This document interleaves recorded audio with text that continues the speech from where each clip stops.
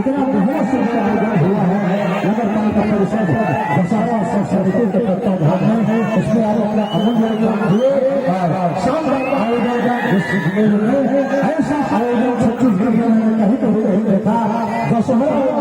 बस्तर के दशहरा में उसको 3-4 बार कार्यक्रम होने का सौभाग्य मिला है। बड़ी बड़ा खुशहाल भीड़ मैंने कहीं नहीं देखा।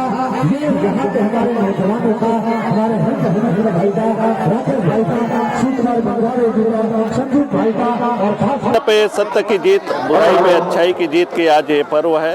इस पर्व के लिए पूरे जिले वासियों को बहुत बहुत बधाई देता हूँ। आज